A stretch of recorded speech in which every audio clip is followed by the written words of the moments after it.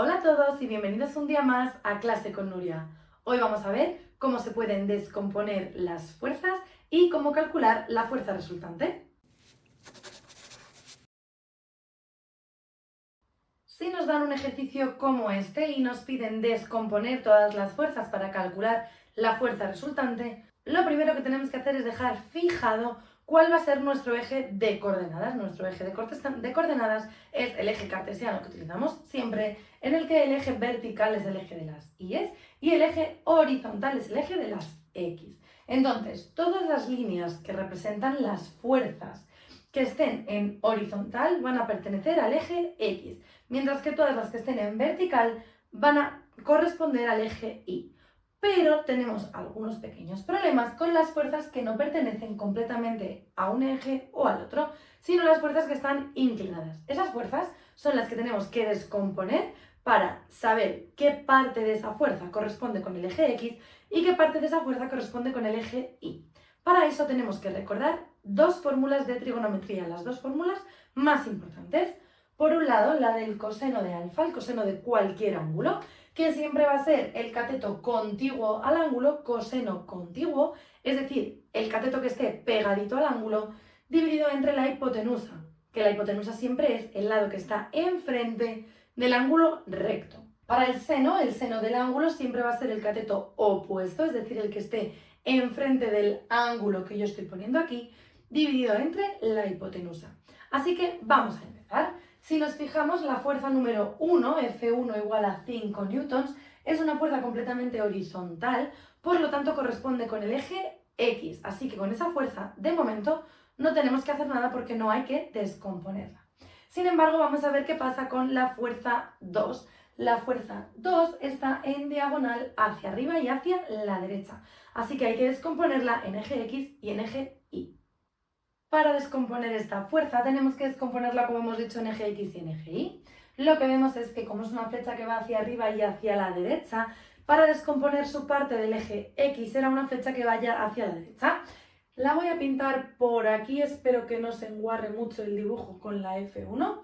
Y esta flechita sería la F2X. Mientras que la F2Y es una línea que va a ir hacia arriba, porque esta flecha apunta hacia arriba.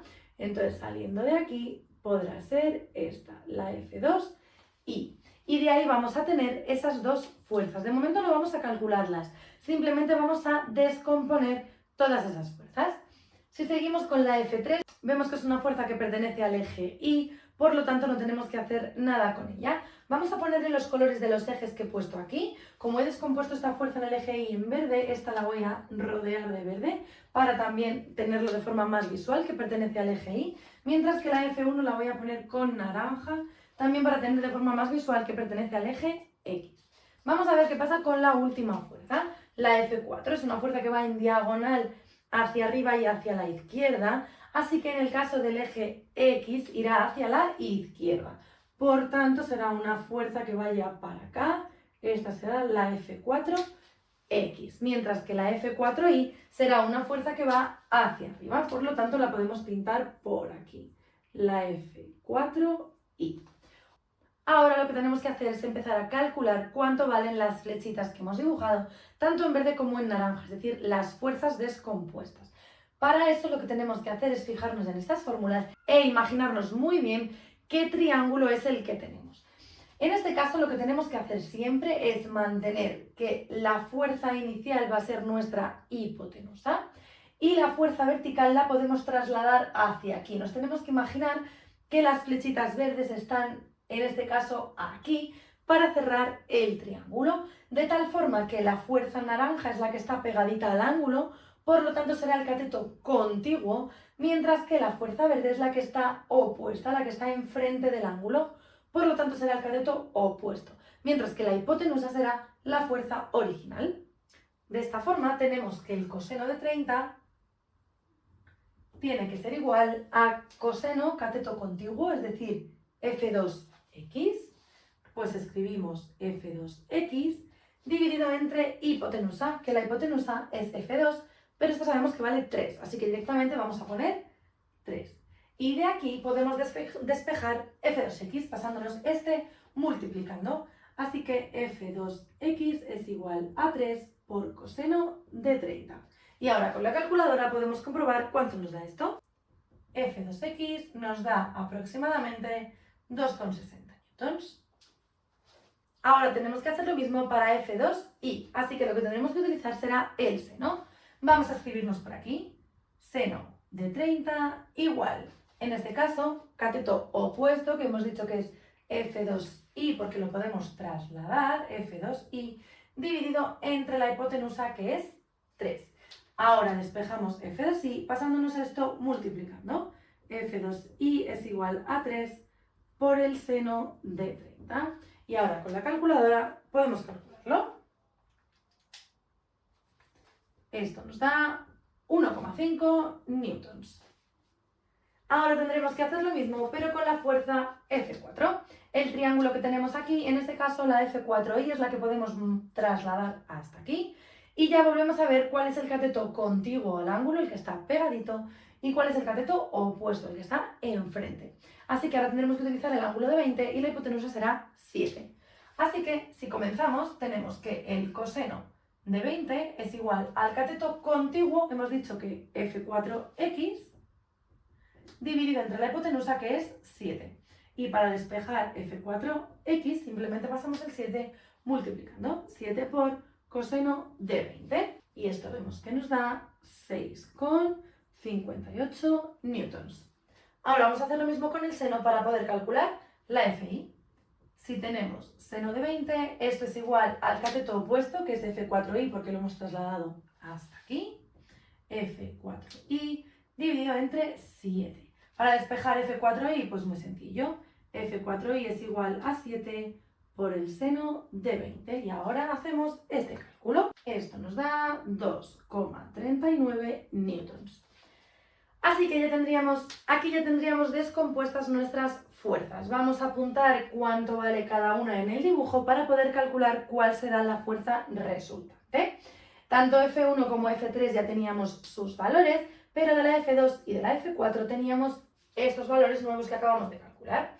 Para la F2X nos ha salido 2,60, así que la podemos apuntar por aquí, 2,60 newtons. Para la F2Y nos salió 1,5, así que lo apuntamos por aquí. Para la F4X nos ha salido 6,58, así que esto es 6,58 newtons. Y para la F4Y 2,39, así que estas son 2,39 newtons. Ahora vamos a quitar todo esto que tenemos aquí para poder empezar a calcular la fuerza resultante. Ahora lo que tenemos que hacer es unir todas las fuerzas del eje X y por otro lado todas las fuerzas del eje Y. Si empezamos por las del eje X, lo que tenemos que tener claro es que todas las fuerzas que vayan a la derecha van a ser positivas y todas las que vayan a la izquierda van a ser negativas. Muchas veces lo vemos escrito así, que significa sumatorio de fuerzas del eje X. Otras veces también nos lo ponen como fuerza total del eje X. Cualquiera de las dos opciones es válida y significan exactamente lo mismo. Así que vamos a empezar a calcularlo. Como hemos dicho, todo lo que vaya a la derecha va a ser positivo. Por lo tanto, la F1 va a ser una fuerza positiva porque nos va a la derecha y pertenece al eje X. Así que simplemente ponemos 5. Lo voy a ir haciendo en los dos casos para que veáis que se hace exactamente igual. La siguiente fuerza que nos encontramos en el eje X es la F2X, que también va a la derecha, entonces también es positiva y vale 2,60. Así que sumamos aquí 2,60. Y buscamos cuál es la siguiente fuerza del eje X, que es esta última, la F4X. Y esta va hacia la izquierda, por lo tanto esta sí que tenemos que restar. Sí que tenemos que poner menos 6,58. Así que ponemos menos 6,58 por aquí, menos 6,58 por aquí. Y una vez que hemos terminado, lo que tenemos que hacer es esta operación.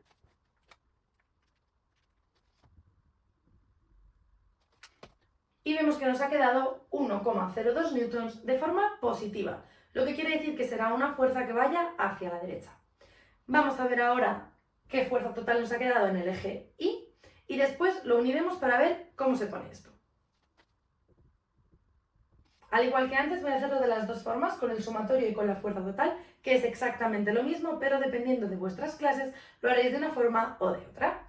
Vamos a fijarnos en qué fuerzas tenemos en el eje Y.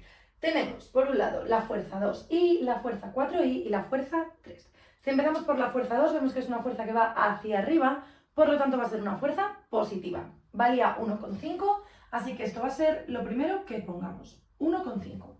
La siguiente fuerza, la fuerza 3, vemos que es una fuerza que va hacia abajo, por lo tanto va a ser una fuerza negativa y vale 4 newtons, así que restamos menos 4, menos 4. Y por último, la última fuerza del eje Y es la F4Y, que va hacia arriba, así que va a ser una fuerza positiva y vale 2,39, así que sumamos 2,39 en ambos casos. Y ahora lo que tenemos que hacer es esta operación para ver cuál es la fuerza resultante del eje Y.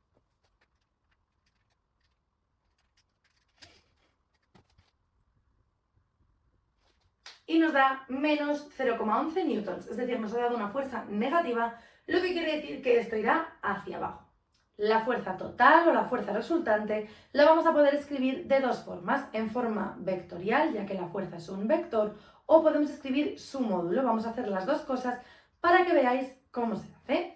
En el caso del módulo de la fuerza total o fuerza resultante, simplemente tendremos que poner lo que nos ha dado la fuerza total del eje X, en este caso 1,02, y escribiremos 1,02 multiplicado por Y, ya que la letra Y es el vector unitario del eje X y es lo que siempre ponemos cuando escribimos las cosas de forma vectorial.